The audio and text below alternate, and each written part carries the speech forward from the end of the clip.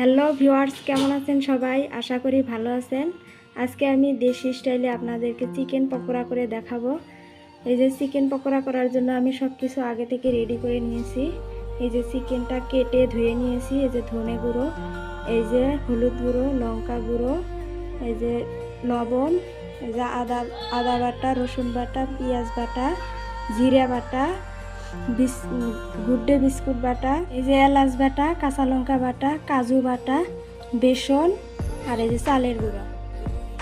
এই যে আমি সব কিছু দিয়ে নিচ্ছি। এই যে লঙ্কা বাটা, এলাচ বাটা, জিরে বাটা, এই যে বিস্কুট বাটা, এই যে কাজু বাটা, আদা বাটা, রসুন বাটা, পেঁয়াজ বাটা।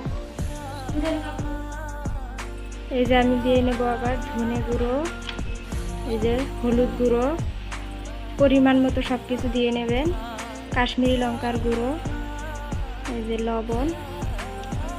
এবার আমি একটু সর্ষের তেল দিয়ে ভালোভাবে মেখে নেব। আমার এবার মাখানো হয়ে গেছে, এবার হালকা করে একটু ভেজে নেব। এই যে আমি তেলটা দিয়ে দিলাম, গরম হয়ে গেলে ভেজে নেব। এই যে এভাবে দিয়ে দেবেন।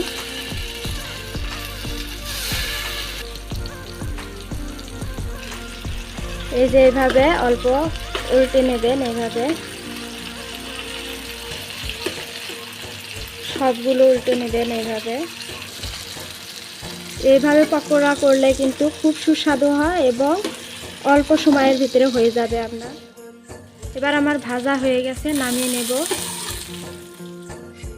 এই যে আমি কাজু বাটা দিয়ে দেব, আবার এই যে বিস্কুট বাটা, আবার এই যে আমি বেসন দিয়ে দেব, আর এই যে দিয়ে দিলাম চালের গুঁড়ো। এই যে আমি আরেকটু তেল দিয়ে মাখিয়ে নেব। এই যে আমি আবার একটু হলুদ গুঁড়ো পরিমাণ মতো দিয়ে দেব, তারপর লবণ দিয়ে দেব পরিমাণ মতো, তারপর দিয়ে দেব কাশ্মীরি লঙ্কার গুঁড়ো পরিমাণ মতো। এবার আমি মাখিয়ে নেব আবার। এবার আমি ভেজে রাখা মাংসের পিসগুলো দিয়ে ভালোভাবে মেখে নেব, নিয়ে ভেজে নেব। এই যে এইভাবে মেখে নিয়ে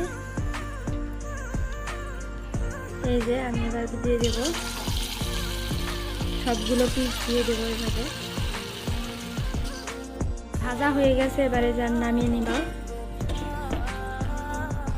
এই যে আমি ধনেপাতা নিয়েছি, তারপর পেঁয়াজ নিয়েছি, এই যে কাঁচা লঙ্কা নিয়েছি আর লবণ নিয়েছি। এগুলো দিয়ে আমি চাটনি বানাবো পকোড়া খাওয়ার জন্য।